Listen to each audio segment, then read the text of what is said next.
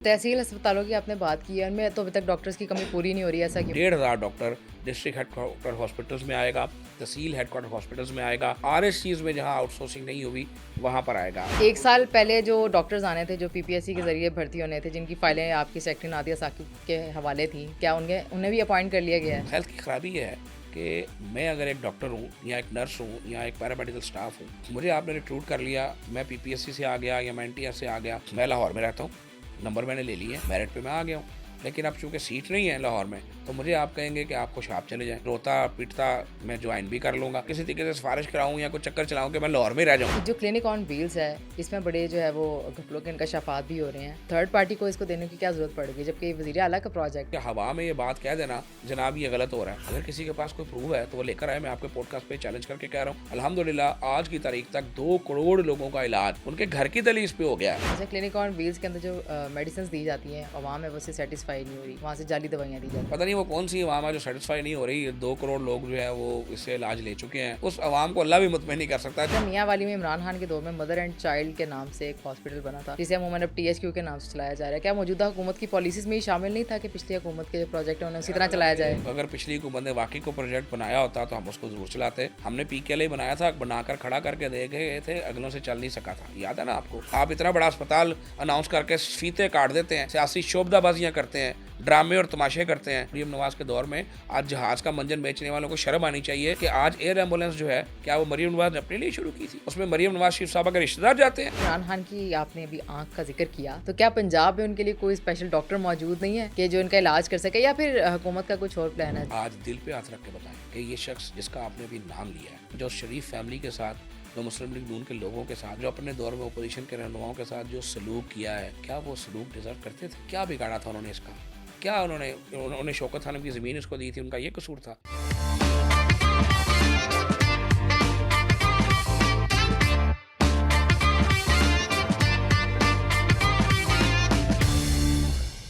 अस्सलाम वालेकुम नाज़रीन, पब्लिक पॉडकास्ट में खुशामदीद। मैं हूँ सादिया मकसूद। नाज़रीन, आज हमारे साथ मौजूद हैं वज़ीर सेहत पंजाब ख्वाजा इमरान नज़ीर साहब। उनसे बात करेंगे और जानेंगे आवाम के मसाइल का हल और हुकूमती मौक़िफ़, क्या हेल्थ के ऊपर क्या इनिशिएटिव्स लिए जा रहे हैं, वज़ीर आला पंजाब ने क्या इनिशिएटिव्स लिए हैं, इस पे बात करेंगे। अस्सलाम वालेकुम सर, वालेकुम सलाम। कैसे हैं आप? अल्लाह का शुक्र है। अच्छा सर, ये बताइएगा सबसे पहले तो कि हेल्थ के 2 डिपार्टमेंट्स हैं, 2 तरफ डिवाइड किया गया है। इसके ऊपर लोग बड़े कन्फ्यूज़ हैं कि एक तरफ तो जो है वो 2 तरफ वज़ारतों को डिवाइड किया गया है। इसकी कन्फ्यूज़न आप लोगों में कैसे ख़त्म करेंगे? देखें बिस्मिल्लाह फ़र्स्ट ऑफ ऑल तो मैं ये कहूँ कि जो बुनियादी फ़ैसला था मियाँ शहबाज शरीफ साहब का 2016 में हेल्थ को बाइफरकेट करने का और 2 हिस्सों में तक़सीम करने का, ये बहुत दुरुस्त फ़ैसला था। वो इसलिए नहीं कि इसके नतीजे में मैं भी वज़ीर बन गया और सलमान रफ़ीक साहब भी वज़ीर बन गए, इसलिए कि हमेशा जो हेल्थ के 2 पार्ट्स हैं, एक प्रिवेंटिव पार्ट्स है और एक क्यूरेटिव पार्ट है। हमेशा से क्यूरेटिव पार्ट पर हुकूमतों की तवज्जो ज़्यादा रही है। मसलन एक मरीज़ बीमार हुआ, उसका इलाज की खबर चली, सब लोग उसके पीछे पड़ गए, उसके इलाज के लिए कोशां हो गए। कोई बीमार हुआ, उसने दरख्वास्त दी कि जनाब मेरा इलाज करवा दें, उसका इलाज शुरू हो गया। लेकिन कभी किसी ने ये नहीं सोचा था कि आखिर इस बीमारी को कैसे ख़त्म करना है। बीमार तो पैदा हो रहे हैं, लेकिन बीमारों को पैदा होने से कैसे बचाना है, उसके लिए प्रिवेंटिव पार्ट पर काम करना पड़ता है। तो महकमा जो सेहत व आबादी है, जो पहले primary and secondary health care हुआ करता था, इसका बुनियादी मकसद बाइफरकेशन का ये था कि ये सबसे पहले बीमारी पर और मर्ज़ पर काम करे, प्रिवेंटिव पर काम करे, और उसके बाद जो लो पिलर है, जो बेसिक हेल्थ यूनिट्स हैं, जो आरएचसीज़ हैं, जो तहसील हेडक्वार्टर अस्पताल हैं, जो डिस्ट्रिक्ट हेडक्वार्टर अस्पताल हैं, वहाँ जो तवज्जो कम हुआ करती थी हुकूमतों की, उसको ज़्यादा फोकस किया जाए। जो टीचिंग हॉस्पिटल्स हैं, आप अगर अपने चैनल्स की बात करें तो अक्सर आपके चैनल्स की जो न्यूज़ हैं उनका जो उन्वान है वो कोई ना कोई बड़ा अस्पताल रहता है। मेयो अस्पताल में फ़लाँ चीज़ हो गई, जना अस्पताल में फ़लाँ हो गई, बहावलपुर विक्टोरिया अस्पताल में फ़लाँ चीज़ हो गई। लेकिन किसी डिस्ट्रिक्ट हेडक्वार्टर अस्पताल में, किसी बेसिक हेल्थ यूनिट में, किसी आरएचसी में क्या हुआ, ये बहुत कम स्पेस उसको मिला करती थी। लेकिन अल्हम्दुलिल्लाह उस फैसले ने हेल्थ की बुनियादी हैयत को चेंज किया। वो 2,500 से ज़ायद बीएचयूज़ जो अबंडेंट हुआ करते थे, उन बीएचयूज़ को आबाद किया गया, उनमें डॉक्टर्स अवेलेबिलिटी पूरी की गई। उसके बाद शहबाज साहब ने जो तहसील हेडक्वार्टर और डिस्ट्रिक्ट हेडक्वार्टर अस्पताल की रिवैम्पिंग को स्टार्ट किया था, उस रिवैम्पिंग के नतीजे में हमारे तमाम के तमाम डीएचक्यूज़ जो हैं वो अल्हम्दुलिल्लाह स्टेट ऑफ द आर्ट डीएचक्यूज़ में तब्दील हुए। ऐसा लगता था जब वो रिवैम्पिंग हुई थी कि हम किसी यूरोप के अस्पताल में आए हैं। उनकी जो मेडिसिन प्रिक्योरमेंट थी, उसका एक सेंट्रल कॉन्ट्रैक्ट निज़ाम जो है वो बनाया गया, और उसके बाद जो मल्टीनेशनल्स की मेडिसिन थी, जो कभी एक गरीब आदमी सोच नहीं सकता था कि मैं वो खाऊँगा, उसको उस दौर में वो मुहैया की जाती थी। फिर एक रिवर्स स्पीड का दौर आया, जिसने तब सब चीज़ रिवर्स कर दी, और उस रिवर्स स्पीड के जाने के बाद जिस तरह सैलाब उतरता है और तबाही नज़र आती है, उस रिवर्स स्पीड के जाने के बाद जो सीखने आए थे, जो लर्निंग लेसन्स लेकर आए थे, आपको याद होगा कि सूबे में माशाल्लाह बुज़दार हुकूमत रही है, और जिनके आज बड़े चर्चे वावेले किए जाते हैं, जिनकी आँख का बड़ा रोला है, उनकी सुपरविजन में रही है, जहाँ लंगर खाने जो है बनाए गए थे और पनाहगाहें बनाई गई थी। तो हालत ये है कि जब वो गए हैं तो एक बर्बादी का ऐसा निज़ाम करके गए हैं कि जो चीज़ें शबाशी साहब करके गए थे उनको भी रिवर्स कर दिया गया। बीएचयूज़ में डॉक्टर अवेलेबिलिटी 101% करके गए थे, वो वापस आते हैं तो 45% पे मिलती है। ईपीआई की रेट जो है वो अल्हम्दुलिल्लाह 45 से उठाकर 85 पर लेकर गए थे, वापस आते हैं तो 65 पे मिलती है। तो ये वो 2-3-4 चीज़ें हैं, और दास्तान बड़ी लंबी है लेकिन मैं उसमें नहीं जाऊँगा। मोहतरमा मरियम नवाज़ शरीफ साहबा को ये क्रेडिट जाता है कि उन्होंने आने के बाद ना सिर्फ उन बुनियादी चीज़ों को फोकस किया, उन बेसिक हेल्थ यूनिट्स को, जहाँ कभी डॉक्टर अवेलेबिलिटी मसला बना रहता था, कभी ख़राब बिल्डिंग जो है वो मसला बनी रहती थी, कभी किसी ने वहाँ मवेशी बांध दी और तस्वीर चल जाती थी। मरियम नवाज़ साहबा ने उनको state of the art Maryam Nawaz health clinics में तब्दील किया है। 2500 बीएचयूज़ को स्टेट ऑफ द आर्ट जो है वो रिवैम्प किया है, और आज रिवैम्प शुदा जो बिल्डिंग है उसको और पुरानी बिल्डिंग को अगर मुकाबला करके देखा जाए तो ऐसा लगता है कि 180 डिग्री से भी आगे का टच मिल गया है। हाँ, कुछ लोगों को मरियम नवाज़ साहबा के नाम से शिकायत है। मैं समझता हूँ कि मरियम साहबा ने जितना काम किया है, अब उनकी पेट की दर्द ख़त्म हो जानी चाहिए, लेकिन कुछ लोगों को डायरिया मुसलसल होता है, और वो डायरिया का हमारे पास कोई इलाज नहीं है। तो नाम से जिसको शिकायत है वो सोचता रहे, लेकिन जो काम है उससे बहरहाल किसी को शिकायत नहीं हो तहसील सकती। अस्पतालों की आपने बात की है, उनमें तो अभी तक डॉक्टर्स की कमी पूरी नहीं हो रही है, ऐसा क्यों है? देखिए, ये जो आज जिस वक़्त मैं आपसे बात कर रहा हूँ, आज से 3 दिन पहले तक अल्हम्दुलिल्लाह 1,500 डॉक्टर्स, नए डॉक्टर्स, फ्रेश डॉक्टर्स, स्पेशल पे पैकेज प्रोग्राम जो चीफ मिनिस्टर साहब का है, उसके तहत रिक्रूट किए जा चुके हैं। आज जिस वक़्त मैं आपसे बात कर रहा हूँ, उनकी ट्रेनिंग का आखिरी दिन है, और कल से वो इंशाल्लाह अपने-अपने अस्पतालों में अपनी ड्यूटी जॉइन करेंगे।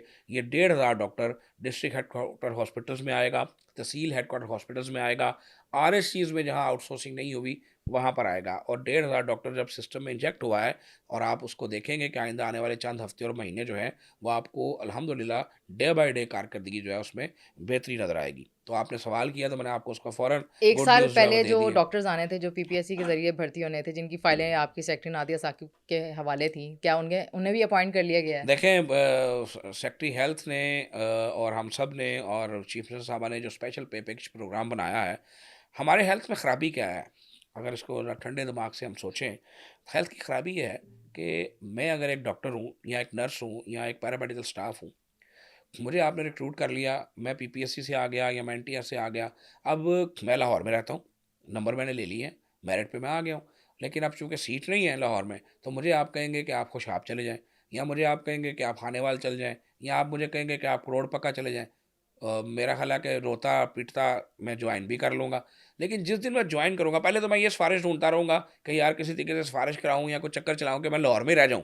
और अगर मुझे जाना भी पड़ा, तो मैं वहाँ पर जाकर समझें एक मेहमान की हैसियत से काम करूँगा कि भई बस अब मैंने कब वापस लाहौर आना है और कब मैंने घर के करीब आना है। हमने इस सिस्टम को ख़त्म कर दिया। अब जो रिक्रूटमेंट हमने की है, जो स्पेशल पे पैकेज के तहत 1500 डॉक्टर्स रिक्रूट हुए हैं, अब इसी तरह से कंसल्टेंट्स भी रिक्रूट होने जा रहे हैं, और काफ़ी हद तक को 250 के करीब हम कर भी चुके हैं। जो अभी आपने ज़िक्र भी किया कि वो पब्लिक सर्विस कमीशन वालों को क्यों इंडक्ट नहीं किया गया। आल्दो के मैं समझता हूँ कि जो पब्लिक सर्विस कमीशन से आ गए थे उनको हमें कर लेना चाहिए था, लेकिन जब डिस्कशन होती है तो फ़र्द वाहिद की राय नहीं चलती। चीफ मिनिस्टर भी जब मीटिंग करती हैं तो सबकी राय लेती हैं। तो जहाँ ज़्यादा लोग जो है वो वोट देते हैं, जहाँ ज़्यादा लोग कहते हैं कि ये पॉलिसी ठीक है, उस तरफ का जो रास्ता है वो अख्तियार किया जाता है। मेरी ज़ाती राय ये है कि हमें उनको उस वक़्त ले लेना चाहिए था, जो पब्लिक सर्विस कमीशन से आए थे, और आगे से हमें पब्लिक सर्विस कमीशन का रास्ता बंद कर देना चाहिए था। लेकिन मेरा ख़्याल है कि जो अभी हुआ है ये ज़्यादा बेहतर हुआ है। तो हमने अब जो टीएचक्यू करोड़ पक्का है, हमने जो डॉक्टर रखा है हमने वहीं पर रखा है। उस डॉक्टर को भी पता है कि अब वो वहाँ से ट्रांसफ़र नहीं हो सकता। 1 साल का कॉन्ट्रैक्ट है, 1 साल के अंदर हम उसके केपीआईज़ जो बनाए हैं, हम उसकी कारकर्दगी देखेंगे। अगर हमसे उसको कोई शिकायत होगी तो 1 साल बाद छोड़ देगा, और अगर उस हमें उससे शिकायत होगी तो हम उसको फ़ारिग कर देंगे। यानी कि ये एक ऐसा निज़ाम हायरिंग-फायरिंग का है कि अगर हम उससे मुतमिन नहीं हैं तो हम भी उसको फ़ारिग कर सकते हैं, और अगर वो हमसे मुतमिन नहीं है तो वो भी हमें छोड़ के जा सकता है। और ये सिस्टम डिज़ाइन कर दिया गया है कि अगर आपने एक जगह से दूसरी जगह जाना है तो आप यहाँ से नौकरी छोड़ेंगे और अगले टीएचक्यू में या अगले डीएचक्यू में या अगली मुतल्लिका पोस्टिंग पे आप ऑनलाइन अप्लाई करेंगे और वहाँ पर अवेलेबिलिटी होने की सूरत में आप उसको ज्वाइन करेंगे। अब इसका सबसे बड़ा फ़ायदा क्या हुआ? अब इसका सबसे बड़ा फ़ायदा ये हुआ कि जो रोज़ाना की बुनियाद पर लोग एक दूसरे की जान खाते थे कि हमारी ट्रांसफ़र करा दें, वो चैप्टर क्लोज़ हो गया। सबसे बड़ा फ़ायदा ये हुआ कि जो ज़हनी तौर पे एक डॉक्टर ट्रांज़िट की कैफ़ियत में रहता था या एक नर्स ट्रांज़िट की कैफ़ियत में रहती थी कि मुझे अब वापस जाना है, तो जब उसने अप्लाई फैसिलिटी पे किया है, क्योंकि वो समझती है कि ये मेरा नेटिव एरिया है, यहाँ मैं काम कर लूँगी या कर लूँगा, या उस इलाके का वो रहायशी है। तो अब लोगों को अपने इलाकों में ही जॉब्स क्रिएशन जो की है उनको दी जा रही हैं। जो Maryam Nawaz health clinic outsource हुए हैं, हमने उसमें लोकल लोगों को नंबर ज़्यादा दिए हैं, ताकि एक लोकल डॉक्टर जब अपने एरिया का मरियम नवाज़ क्लिनिक चलाएगा तो वो ज़्यादा यकसुई से काम कर सकेगा। तो ये वो बुनियादी वजह है जिसकी वजह से वो फ़ाइल जनाब के बकौल दबाकर हमने रखी हुई थी। Punjab public health facility management company, इसका बोर्ड अभी तक क्यों नहीं बनाया गया? देखिए, पंजाब पब्लिक फैसिलिटेशन कंपनी जो है, जो इसको पीएचएफएमसी को अमलन तकरीबन को 1.5 बरस से ख़त्म कर दिया गया है, और शायद ये कागज़ों में कहीं ज़िंदा है। कुछ चीज़ें देखिए, कुछ चीज़ें होती हैं जिस पे आपको जो है वो बुनियादी इख्तिलाफ़ भी होते हैं। इख्तिलाफ़ से मुराद इख्तिलाफ़ राय होता है। जब ये पीएचएफएमसी बनाई गई थी तो उस वक़्त पर्पज़ यही था कि सरकार के जो मुलाज़मीन हैं, इनको एक ऐसा मोड़ दिया जाए कि इनकी हायरिंग फायरिंग आसान बनाई जा सके। तो मैं ये समझता हूँ कि हमने उसको कंपनी टूल को प्रॉपर उस तरह से यूज़ नहीं किया। चूँकि हमारे ज़हन में 2-3-4 प्रोग्राम थे कि फ्यूचर में हमें स्पेशल पे पैकेज पे डॉक्टर्स लेकर आने हैं, और हमें सीएचआई प्रोग्राम लेकर आना है, और हमने को आउटसोर्सिंग करनी है। तो ये वजह है कि उस कंपनी का बोर्ड जो बना हुआ था, उस बोर्ड को एक्टिव नहीं किया गया, क्योंकि कंपनी अब अमलन तकरीबन ख़त्म हो चुकी है। अच्छा, ये जो क्लिनिक ऑन व्हील्स है, इसमें बड़े जो है वो घपलों के इंकशाफात भी हो रहे हैं और थर्ड पार्टी को इसको देने की क्या ज़रूरत पड़ गई? जबकि ये वज़ीर आला का प्रोजेक्ट है, इसको पहली तो हेल्थ बात तो सीओज़ ये ने है चलाना था। पहली बात तो ये है कि किसने कहा आपको कि थर्ड पार्टी को चला गया है? देखिए, हमारी आवाम का मसला पता क्या है? कि हम सोशल मीडिया पे जो खबर देखते हैं ना, हम उसको सही और सच मान लेते हैं। हालाँकि सोशल मीडिया पे आने वाली खबरें 90% तक झूठी होती हैं। कोई आउटसोर्स नहीं किया गया, हमारे सरकार का निज़ाम इसको चला रहा है। और जहाँ तक घपलों की बात है, तो मुझे बताएँ क्या जाली घपला हुआ? एंट्रियाँ क्यों होती हैं नहीं, इस कौन-सी सारी? जाली एंट्री हुई है, मुझे कोई चीज़ दिखाएँ। बहुत सारी जाली मुझे एंट्रियों एक की बात खबरें हैं बताएँ मेरे कि पास। देखिए, सादी हवा में ये बात कह देना कि जनाब ये गलत हो रहा है। अगर किसी के पास कोई प्रूफ़ है तो वो लेकर आए, मैं आपके पॉडकास्ट पे चैलेंज करके कह रहा हूँ। अब एरर की गुंजाइश रहती है। एरर क्या है? एरर ये है कि आप अगर किसी पेरिफेरी एरिया में रहती हैं और आप एक खातून हैं, उसका जो अब एंट्री की जाती है तो उसके अंदर उनका नंबर माँगा जाता है। तो जब आपसे नंबर माँगा जाता है तो बाज़ दफ़ा ख़वातीन नंबर नहीं देती, वो कतराती हैं और अगर जानबूझ के गलत नंबर दे देती हैं। अब जब उस गलत नंबर की एंट्री करेंगे तो एंट्री तो गलत ही साबित होगी ना। तो इसका मतलब ये तो नहीं कि पेशेंट नहीं देखा गया। हमारा वो तमाम सिस्टम वहाँ पर ऑनलाइन है। लाइव डैशबोर्ड पर जो है वो हर एंट्री जो है वो जारी है। हर जो रोज़ाना की बुनियाद पे वो क्लिनिक सेटअप किए जाते हैं। नोटेबल्स उसको देखते हैं, उसको विज़िट करते हैं। अल्हम्दुलिल्लाह आज की तारीख़ तक 2 करोड़ लोगों का इलाज उनके घर की दहलीज पे हो गया है। तो अगर उसमें कोई 2-4% गलती की गुंजाइश है, अगर कोई गलती से अब किसी ने नंबर गलत दे दिया है, तो उसका मतलब ये नहीं कि हम पूरे प्रोग्राम को क्वेश्चन मार्क कर दें। हाँ, उसका मुतबादिल निज़ाम किया जा सकता है। हम बायोमेट्रिक पे भी गौर कर रहे हैं, हम मज़ीद चीज़ों पे गौर कर रहे हैं कि किस तरह से उसके अंदर जो लकूनास हैं, उसको ख़त्म किया जाए, किस तरह से उसकी ट्रांसपेरेंसी को मज़ीद इंश्योर किया जाए। लेकिन अल्लाह के फ़ज़ल से जो हेल्थ एंड पॉपुलेशन डिपार्टमेंट का टॉप नॉच प्रोग्राम है, जो मरियम नवाज़ शरीफ साहबा का सबसे टॉप का प्रोग्राम है, वो अल्लाह के फज़ल से क्लिनिक ऑन व्हील और मोबाइल फील्ड हॉस्पिटल। ठीक। अच्छा, क्लिनिक ऑन व्हील्स के अंदर जो मेडिसिन्स दी जाती हैं, उनमें भी ये कहा जा रहा है कि जो अवाम है वो उससे सैटिस्फाई नहीं हो रही। क्योंकि उनका कहना ये है कि जी 2 नंबर दवाइयाँ, वहाँ से जाली दवाइयाँ दी जाती हैं। पता नहीं वो कौन-सी अवाम है जो सैटिस्फाई नहीं हो रही। 2 करोड़ लोग जो है वो इससे इलाज ले चुके हैं। अल्लाह के फ़ज़ल से आपकी जो बसंत हुई है लाहौर में, तो जगह-जगह क्लिनिक ऑन व्हील के चर्चे थे। हर दरवाज़े के ऊपर फील्ड हॉस्पिटल खड़ा था और दवाइयाँ मुहैया कर रहा था। अब जो अवाम मुतमिन नहीं ना हो रही, उस अवाम को अल्लाह भी मुतमिन नहीं कर सकता। जो ज यानी जिन लोगों को ना मुतमिन होने की आदत है, वो तो अपने आप से मुतमिन नहीं है। तो आपको उन लोगों की परवाह नहीं करनी चाहिए कि जो अपने आप से भी मुतमिन नहीं है।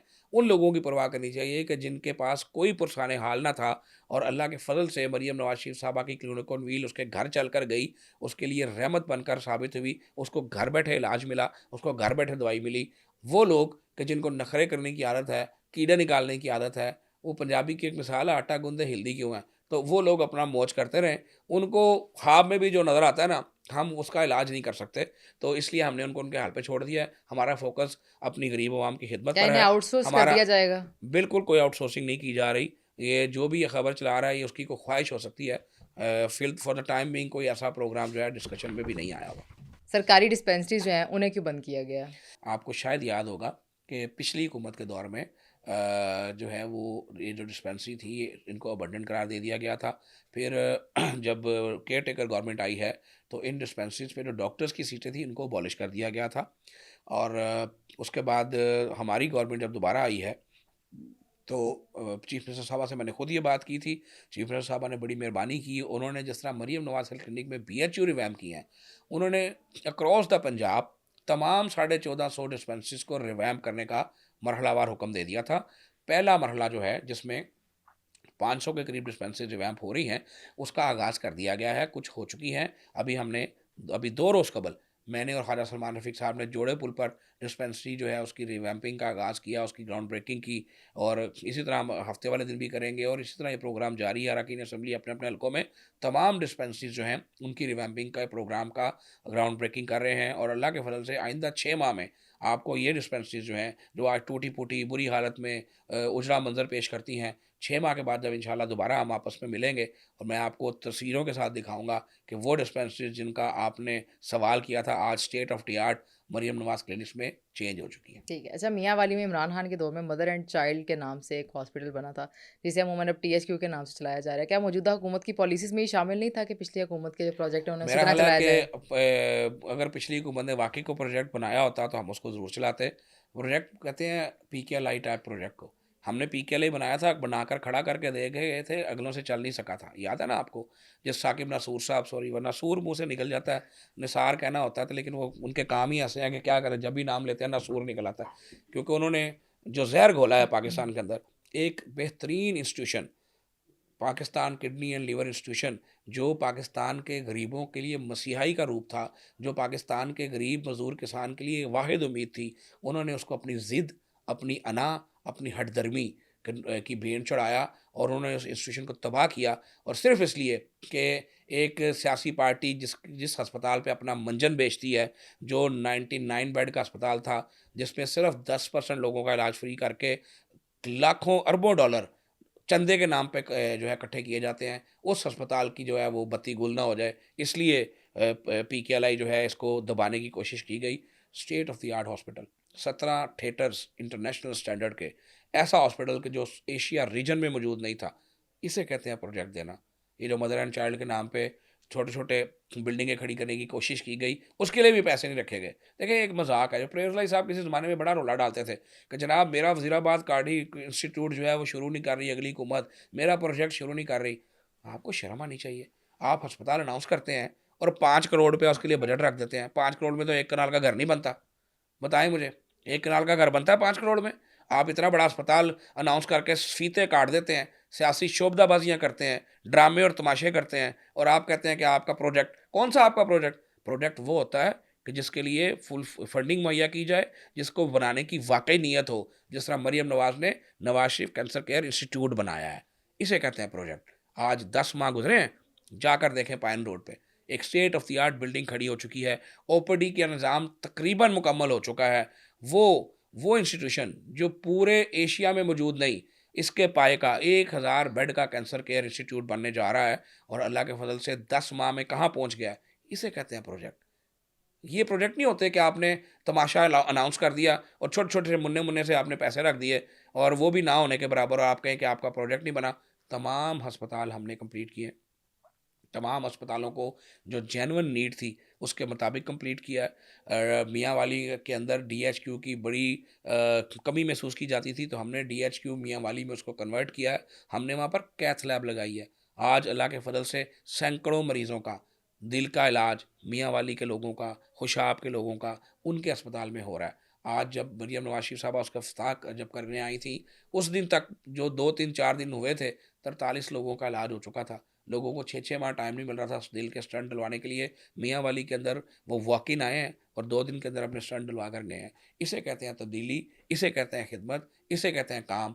वो जो काम थे, वो काम नहीं थे, वो सिर्फ़ तमाशे थे, वो सिर्फ़ ट्रक की बत्ती थी। वो 1 करोड़ नौकरियाँ, वो 50 लाख घर, वो लोग वहाँ बाहर से पाकिस्तान नौकरियाँ लेने आएँगे। ये वो तमाशे थे कि जो एक शख्स लगा के चला गया। लोगों को फ्रॉडिया किसको कहते हैं? फ्रॉडिया एक सोच का नाम है। लोगों को चीट करना, लोगों के जज़्बात से खेलना, लोगों को सुनहरे सपने दिखा के ट्रक की बत्ती के पीछे लगा के पागल कर देना, ये काम किया गया था उस दौर में। आज ये काम नहीं किया जाता। आज काम और प्रैक्टिकल काम की बात होती है। आज मरीम नवाज़ के दौर में आज जहाज़ का मंजन बेचने वालों को शर्म आनी चाहिए कि आज एयर एम्बुलेंस जो है, क्या वो मरीम नवाज़ ने अपने लिए शुरू की थी? उसमें मरीम नवाज़ शरीफ साहबा के रिश्तेदार जाते हैं। एयर एम्बुलेंस आज से 1 डेढ़ साल बरस पहले शुरू हुई थी, जो गरीब लोगों को अपने घर से उठाती है और बड़े अस्पताल तक पहुंचाती है। और वो गरीब जो सोच नहीं सकता था कि उसको इस तरह शिफ्ट किया जाएगा, आज वो लोग जब जहाज़ की बात करते हैं, तो मेरा ख़्याल है कि उनको शर्म से डूब के मरना चाहिए। और मैं इससे आगे क्या कहूँ कि मुनासिब नहीं है कि रमज़ान शरीफ है, मैं ऐसी लेकिन अभी घटिया जो सोच 10 पे अरब का जहाज़ खरीदा गया, उस मुझे पे क्या बताएँ कि कहेंगे? जहाज़ क्या मतलब कि 10 करोड़ का आता है? क्या आज से पहले चीफ मिनिस्टरों के पास जहाज़ नहीं थे? क्या आज से पहले प्राइम मिनिस्टरों के पास जहाज़ नहीं थे? क्या हेड ऑफ़ स्टेट्स के पास जहाज़ नहीं होते? तो डेफ़िनेटली एक चीज़ अगर ख़राब हो चुकी है और आपके पास जहाज़ नहीं है, आपके सूबे को उस मरियम नवाज़ शरीफ साहबा ने उस जहाज़ को क्या जाती उमरा ले जाना? मरियम नवाज़ ने उस जहाज़ को क्या अपने नाम कर लिया? वो पंजाब की मलकियत है, पंजाब की प्रॉपर्टी है। जो भी पंजाब का चीफ एग्ज़ीक्यूटिव होगा, वो उस प्रॉपर्टी को इस्तेमाल करेगा अगर वो जहाज़ लिया गया। क्योंकि मेरे इल्म में ये बात नहीं है कि कोई जहाज़ लिया गया। मैं भी सोशल मीडिया पे जो आजकल चीज़ चल रही है, जो टॉक शोज़ में चीज़ चल रही है, मैं उस पे बात कर रहा हूँ। मैं इसको कन्फर्म नहीं कर रहा कि कोई जहाज़ लिया गया, क्योंकि ये मेरा काम नहीं है, मुझे पता नहीं है। अगर मुझे पता होगा यार मैंने उसमें सफ़र किया होगा तो मैं उसको कन्फर्म करूँगा। लेकिन अगर इस जहाज़ वाक़ई लिया भी गया हो, तो मुझे बताएँ इसमें क्या गलत कर दिया? अवाम तो बड़ी परेशान है कि किस बात से परेशान? महँगाई भी अवाम है। परेशान नहीं है, परेशान वही हैं जिनके पेट में डायरिया हो रहा है, परेशान वही हैं जिनको मरोड़ उठते हैं, परेशान वही हैं कि जो ट्रक की बत्ती के पीछे कौम को लगाते थे, परेशान वही हैं कि जिनको नज़र आ रहा है कि मरियम नवाज़ ने उनके लीडर का बयानिया के पड़च्चे उड़ा के रख दिए हैं, जो बुज़दार को लेकर आया था। कहाँ बुज़दार और कहाँ मरियम नवाज़? बयानिया जो तबाह हुआ है कि केपी में आज 13-14 साल से जिनकी हुकूमत है, वो कभी महमूद खां ले आते हैं, कभी परवेज़ खटक ले आते हैं, कभी सुहेल अफरीदी ले आते हैं, कभी गंडापुर ले आते हैं। और हालत वहाँ पर ये है कि आए मेरे अस्पतालों में चलें मेरे साथ अभी चलें, मैं आपको दिखाता हूँ। बेचारों का कोई पुरसाने हाल नहीं केपी वालों का। वो वहाँ से चलते हैं, इलाज नहीं मिलता, लाहौर आके ब्रेक लगती है, पिंडी आके ब्रेक लगती है। वहाँ के बच्चे, वहाँ की बेटियाँ, वहाँ के भाई लाहौर में आके इलाज करा रहे हैं। हमें खुशी है, वो हमारे भाई हैं, वो हमारी बहनें हैं। हम अपना सीना खोलते हैं, अपना दिल खोलते हैं। अभी मरियम नवाज़ शरीफ साहब का जो हार्ट सर्जरी का, चिल्ड्रन हार्ट सर्जरी का जो प्रोग्राम हुआ है, उसके इंडिकेटर्स निकाल के देखें ना, केपी के कितने बच्चों का यहाँ पर लाहौर में इलाज हुआ है। और इसी तरह से आप हमारे इंडिकेटर निकालें, क्या किसी एक पंजाब के रहने वाले शहरी का केपी में इलाज हुआ है? इसलिए नहीं हुआ कि उनके पास तो अपने पल्ले कुछ नहीं है। वो 13 साल से 14 साल से सिर्फ तमाशों की सियासत कर रहे हैं। और जो तमाशों की सियासत कर रहे हैं, उनको उनके लिए जहाज़ इशू है। मेरे लिए और आम आदमी के लिए जहाज़ कोई इशू नहीं है। फवाद चौधरी साहब ने एक ट्वीट किया हुआ था जिस पे उन्होंने लिखा हुआ है कि मुस्लिम लीग नून के एक रहनुमा थे जो कि रावलपिंडी में जिनका इंतकाल हो गया और वेंटिलेटर उन्हें मिल नहीं सके, लेकिन जहाज़ ख़रीदना जो है वो ज़रूरी था। इस पे आप क्या कहेंगे? देखें, लोगों के अंदर ये भी बड़ी गलतफ़हमी है कि वेंटिलेटर की अवेलेबिलिटी नहीं होती, वेंटिलेटर नहीं मिलता। देखें, इसमें कोई दो राय नहीं है कि वेंटिलेटर एक ऐसी चीज़ है जो अक्सर शॉर्ट रहती है। अब पंजाब में कितने वेंटिलेटर हैं और बाकी सूबों के पास कितने वेंटिलेटर हैं, किसी दिन इस पे भी प्रोग्राम करें। पता चले कि केपी के अस्पतालों में कितने के वेंटिलेटर हैं, पता चले कि बाकी सूबों के पास क्या चीज़ें हैं। पंजाब के पास अल्लाह के फ़ज़ल से हर चीज़ वाफर मिकदार में है, लेकिन वेंटिलेटर जब तक डॉक्टर रिकमेंड नहीं करते, और वेंटिलेटर पे डालना भी एक स्पेशलाइजेशन है, हर आम बंदे के बस का ये काम नहीं है। इसके लिए स्पेशली डॉक्टर चाहिए जो वेंटिलेटर पे शिफ्ट करता है। और फिर ये डॉक्टर ये डिसाइड करता है कि कब किस पेशेंट को वेंट से उतारा जाएगा और कब किस पेशेंट को वेंट पे लगाया जाएगा। और उसके बावजूद चीफ मिनिस्टर साहबा जो हैं, वो तकरीबन 1000 वेंटिलेटर्स मज़ीद सिस्टम के अंदर इंडक्ट कर रही हैं। और मुझे फिर समझ नहीं आती पहले तो ये बात कंफर्म होनी चाहिए ना कि आया को जहाज़ खरीदा भी गया कि नहीं। तो जब तक ऑफ़िशियली इस बात को कंफर्म नहीं किया जाता कि कोई जहाज़ खरीदा गया है, उस वक़्त तक तो ये बहस नहीं होनी चाहिए। और अगर कोई लिया गया तो मेरा नहीं ख़्याल इसमें कोई गलत बात की गई है। इसलिए गलत बात नहीं की गई क्योंकि ये हेड ऑफ़ स्टेट इस्तेमाल करते हैं, चीफ़ एग्ज़ीक्यूटिव इस्तेमाल करते हैं, ये चीज़ होती है। यहाँ तो कहेंगे पहले जहाज़ नहीं होता था सीएम के पास। मरियम नवाज़ ने आके कहा कि नहीं मुझे तो जहाज़ चाहिए। तो फिर तो मैं मरियम नवाज़ का जाके सवाल करूँ कि आज से पहले तो किसी ने जहाज़ इस्तेमाल नहीं किया, आप क्यों कर रही हैं? तो ये बात करना कि जहाज़ क्यों ले लिया गया है, मैं समझता हूँ ये नॉन इश्यू है। आम मुझे बताएँ, जो मरियम नवाज़ शरीफ साहबा ने रमज़ान के बाद पैकेज दिया है, अपनी अवाम के लिए, गरीब अवाम के लिए, क्या किसी और सूबे ने दिया है? मुझे बताएँ जो मरियम नवाज़ शरीफ साहबा ने 1.5 लाख के करीब अब तक घर बन चुके हैं, अपना घर अपनी छत स्कीम में, किसी और सूबे को ये तौफ़ीक हुई है? मुझे बताएँ जो मैयत घर शिफ्ट करने का प्रोग्राम मरियम साहबा स्टार्ट कर रही हैं, क्या किसी ने सोचा भी है इस बारे में? कि किसी गरीब का अगर कोई प्यारा मर जाए तो उसको घर तक पहुँचाना कितना मुश्किल काम होता है। ये मरियम नवाज़ ने सोचा है। ये उस खातून ने सोचा है कि जो अपने आप को वाक़ई माँ कहती है। लोगों को ये नज़र नहीं आ रहा। लोगों को एक चीज़ नज़र आती है तो उसके पीछे पड़ जाते हैं। क्यों? कुछ मिल नहीं रहा है। मंजन बेचने के लिए नहीं मिल रहा, मंजन नहीं बिक रहा। वो ट्रक की बत्ती के पीछे लगाने के लिए कभी आँख का मंजन बनाते हैं, कभी जहाज़ का मंजन बनाते हैं, तो जितने मर्ज़ी मंजन बेच लें। मरियम नवाज़ अपने काम से अल्लाह के फ़ज़ल से हर चीज़ का जवाब दे रही है। मरियम नवाज़ का बयानिया काम, काम और सिर्फ़ काम है, अवाम की अमली खिदमत है, जो वो कर रही है और उससे पहले माज़रत से हमारी हुकूमतें भी आई हैं। इस लेवल पे काम कभी नहीं हो सका जिस लेवल पे, जिस सोच के साथ और जिस मुझे ये बताएँ क्या कभी किसी ने ये सोचा था कि गटरों के ढक्कन और बिल्डिंगों के डिज़ाइन ये बेहंगम क्यों हैं? गटरों के ढक्कन चोरी क्यों हो जाते हैं? सरकार की चीज़ें गायब क्यों हो जाती हैं? हर वो निटी-ग्रिटी जो कोई सोचता भी नहीं था मरियम नवाज़ उसके ऊपर काम कर रही है। तो क्या अब वो क्या करे और आपके लिए? बात ये है अपनी नींदें सैक्रिफ़ाइस करना। मरियम नवाज़ के पास किस चीज़ की कमी है? क्या अल्लाह माफ़ करे वो जहाज़ों में नहीं फिरी कभी? जिस बाप की वो बेटी है, अल्लाह के फ़ज़ल से वो रोल्स रॉयस में अपने कॉलेज फर्स्ट ईयर में गया था। लोग साइकिल और मोटरसाइकिल लेके तो बड़ी शौकियाँ मारते थे फर्स्ट ईयर में। मैंने भी जब मोटरसाइकिल फर्स्ट ईयर में ली थी, मैं भी बड़ी शौकियाँ मारता था।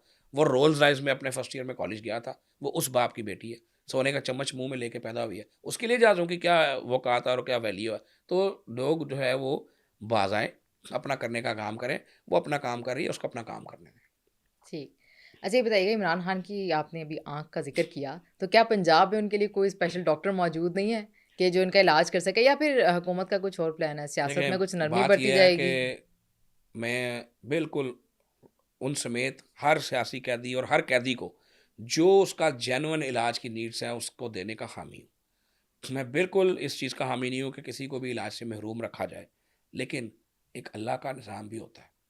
आज दिल पे हाथ रख के बताएँ कि ये शख्स जिसका आपने अभी नाम लिया है, इस शख्स ने जो शरीफ फैमिली के साथ, जो मुस्लिम लीग नून के लोगों के साथ, जो अपने दौर में अपोज़िशन के रहनुमाओं के साथ जो सलूक किया है, क्या वो सलूक डिज़र्व करते थे? क्या बिगाड़ा था उन्होंने इसका? क्या उन्होंने उन्होंने शौकत खानम की ज़मीन इसको दी थी, उनका ये कसूर था? उन्होंने इसको घर की ज़मीन दी थी, इसने कहा था मैं बेघर हूँ, मुझे घर दे दें, तो घर की ज़मीन उसको भीख में दी थी, वो उनका कसूर था?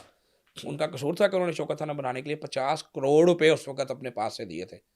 जिस वक़्त लोग 50 लाख भी नहीं देते थे। 50 करोड़ रुपए इन्होंने वसूल किए हुए हैं। आज उन बेशर्मों को शर्म आनी चाहिए। ये जो नई जनरेशन आई है इसको तो पता ही नहीं है। ये जो तमाशे दिखाता है उनका लीडर जब ये 50-50 करोड़ चंदे लेता था, उस वक़्त क्या मतलब वो नवाज़ शरीफ साहब गरीब आदमी थे? गरीब आदमी दे सकता है 50 करोड़ रुपया चंदे में अस्पताल बनाने के लिए? तो जिसके पास 50 करोड़ चंदा देने के लिए उस वक़्त था, उसके पास कितनी दौलत होगी? तो फिर इस ये तो बयानिया गलत हो गया ना कि मियाँ नवाज़ शरीफ साहब ने इतने साल इक़्तिदार में रह के दौलत कमाई है। दौलत तो उनके पास पहले से थी। जब आप चंदा माँगने आए थे तो उनके पास पैसे थे तो आप चंदा माँगने आए थे ना। अब इश्यू ये है कि आपने कौम के साथ जो सलूक किया, लोगों के साथ जो सलूक किया, राना सनाउल्लाह साहब ज़िंदा जावेद मौजूद हैं। राना जावेद सनाउल्लाह साहब से पूछे ना कि सबसे पहले तो उन पर जहली हीरोइन डाल दी गई और फिर जेल में उनको कितने दिन भूखा रखा जाता था, काश पूछे कोई उनसे। उनके सेल में कीड़े छोड़े जाते थे, काश पूछे कोई उनसे। उनको जानबूझ के उनके सेल के बाहर तंदूर लगाया गया था कि उसकी गर्मी राणा सनाउल्लाह के सेल में जाए और उसका गर्मी से बुरा हाल हो, कोई पूछे उनसे और कोई उनसे पूछे कि जो ढीठों की तरह बातें करते हैं बुनियादी हकूक की, यहाँ तो चिया सीड खाने को मिल रही है। आप खाती हैं नाश्ते में चिया सीड? ये अपने कैमरामैन से पूछे इसको चिया सीड का पता है? ये तो सरकार चिया सीड खाते हैं नाश्ते में। इनको तो 7 कमरे चाहिए। मियाँ नवाज़ शरीफ साहब को, राणा साहब को तो एक-एक सेल में बंद किया था ना। मुझे जब बंद किया था मेरे मेरे बाथरूम में भी लाल बैग छोड़े थे। हालाँकि मेरी तो कोई औकात भी कोई नहीं थी, मैं तो कोई लीडर भी नहीं था। तो कहने का मकसद ये है कि जो किया है वो अल्लाह का निज़ाम है, भुगतें। आपने जो जुल्म किया लोगों के साथ बिला वजह, हर किसी को चोर कहना, इस्लाम में सबसे बड़ी और बुनियादी आपको पता है कि गुनाह और ज़्यादती क्या है? किसी पर बगैर सबूत के इल्ज़ाम लगा देना। सबसे बड़ा बुनियादी इस्लाम ने इस बात को गलत और नापसंदीदा करार दिया है, और ये पूरी पार्टी इसके ऊपर चल रही है।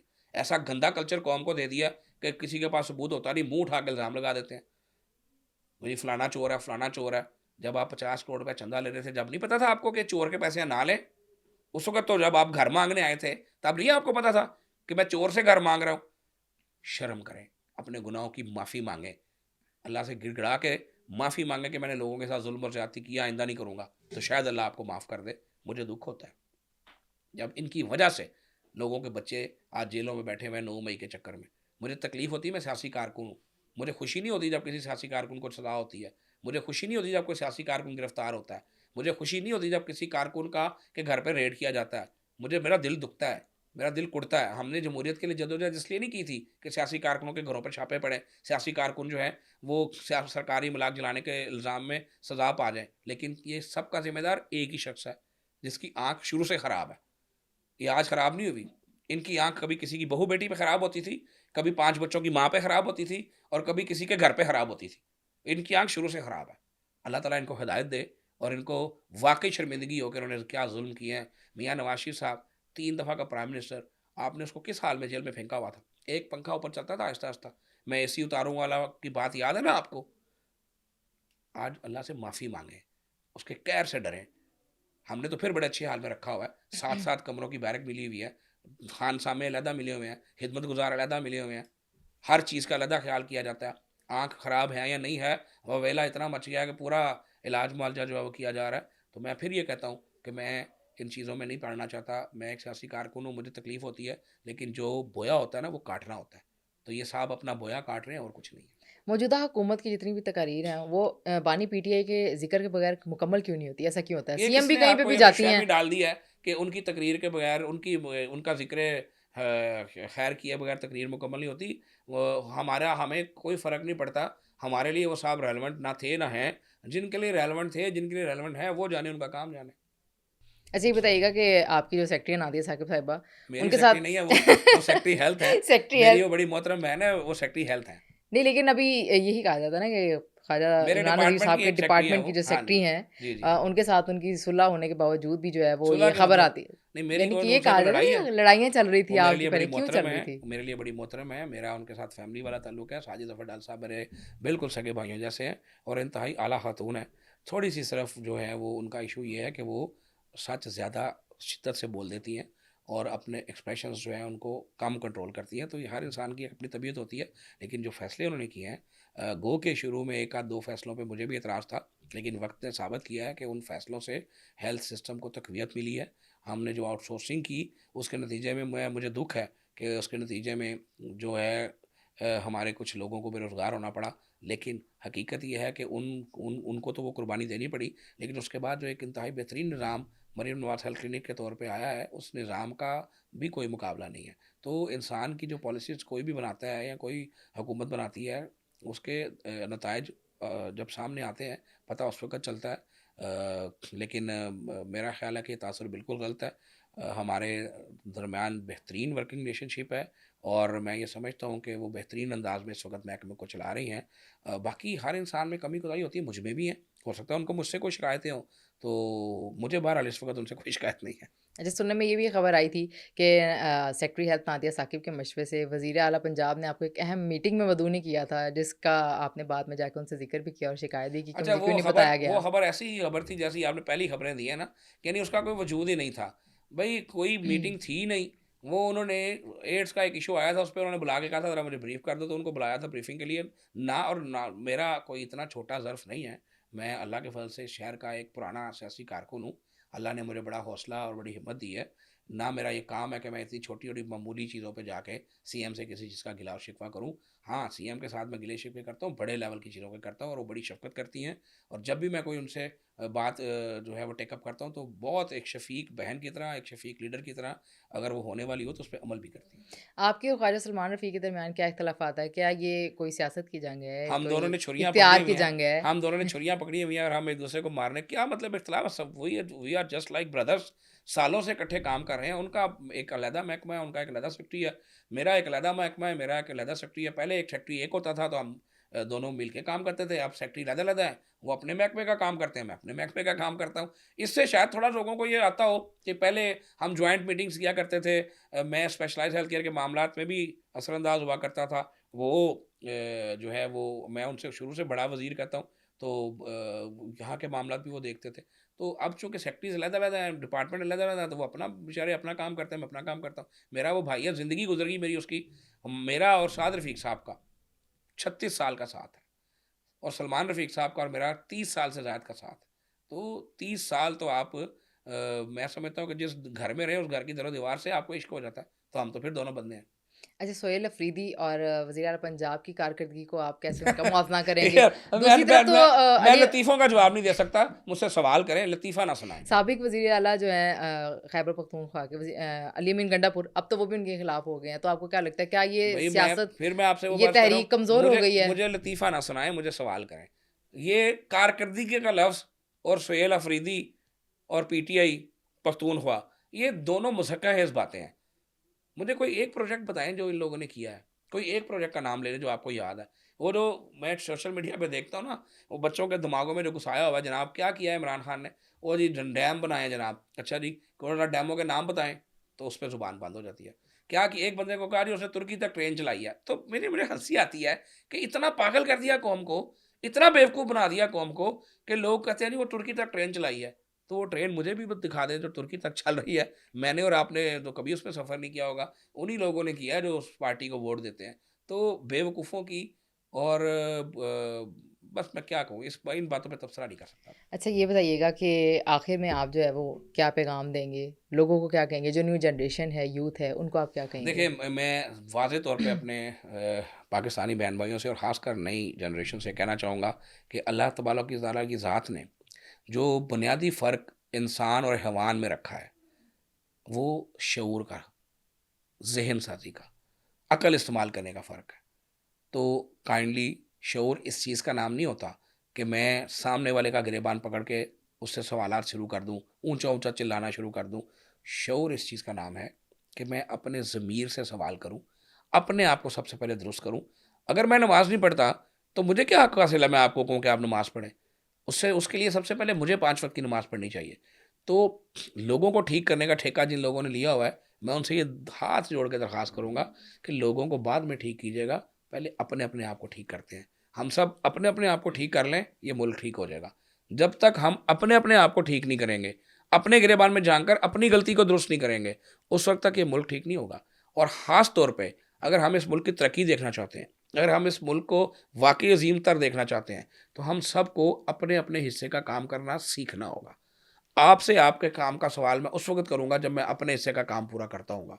तो मुझे पहले अपने-अपने हिस्से का काम करना चाहिए, फिर आपसे सवाल करना चाहिए। सवाल ज़रूर कीजिए, लेकिन उससे पहले अपने हिस्से का फ़र्ज़, अपने हिस्से का काम ज़रूर मुकम्मल जी। कीजिए। अच्छा, एक सवाल आखिरी है कि अभी रिसेंटली जो है वो बसंत का त्योहार गुज़रा और इससे पहले जो है 8 फरवरी के एहतजाज की कॉल भी थी।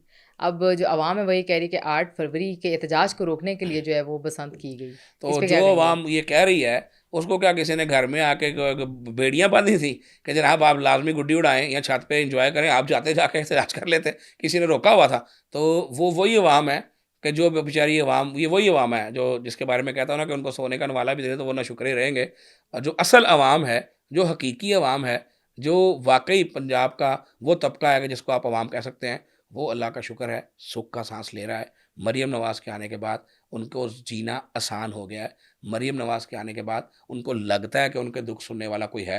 मरियम नवाज़ के आने के बाद उनको फ़ील होता है कि वाक़ई कोई काम हो रहा है और यकीन करें उस अवाम को कोई एतराज़ नहीं है अगर जहाज़ लिया भी गया होगा तो। अच्छा, वज़ीर आला पंजाब का एक और ये प्रोजेक्ट आया अभी, जो मैयत जो है वो घर-घर तक खुद ही पहुँच जाएगी, गाड़ी उन्हें फ्री प्रोवाइड की जाएगी। इसकी क्या ज़रूरत पेश आ गई थी? क्या पहले ही नहीं मिल रहे थे? क्या हॉस्पिटल्स में पहले ऐसे कोई इंतज़ामात नहीं थे? नहीं तो मुझे बताएँ कि कौन-सा अस्पताल था जो डेड बॉडी को घर शिफ्ट करता था? कोई था ऐसा अस्पताल? जब किसी की फ़ौतगी हो जाती थी, तो अस्पताल के बाहर जो एम्बुलेंस माफ़िया है, वो अंदर आता था, आपसे पैसे चार्ज करता था। पता नहीं होता था किसी के पास पैसे हैं भी कि नहीं हैं, और उनको वहाँ लेके जाता था। सीएम ने अपनी आवाम से जो प्यार किया है, उन्होंने यहाँ तक सोचा है कि अगर किसी के साथ ऐसा इंसिडेंट हो जाए, तो हुकूमत का ये फ़र्ज़ है कि उसको, उस मैयत को बड़े एहतराम से, बड़ी इज़्ज़त से उसके घर तक पहुँचा दे। तो वो काम उन्होंने शुरू किया है, और इंशाल्लाह वो हर वो काम करेंगी जिसमें अवाम का भला होगा, जिसमें अवाम की बेहतरी होगी, और जिसको वो समझती होंगी कि अवाम के लिए बेहतर है। ठीक। जी नाज़रीन, तो आपने जाना कि हेल्थ के जो जितने मसाइल हैं, उनका हल किस तरह से हुआ, और हुकूमती मौक़िफ़ भी आपने जाना। ख्वाजा इमरान नज़ीर साहब हमारे साथ मौजूद थे, जिन्होंने बताया कि वज़ीर आला पंजाब ने कितने सारे इनिशिएटिव्स लिए हैं और अवाम के लिए कितनी सारी आसानियाँ की हैं। अब तक के लिए इतना ही। मिलते हैं अगले पॉडकास्ट के साथ, तब तक के लिए मुझे दीजिए इजाज़त। अल्लाह हाफ़िज़।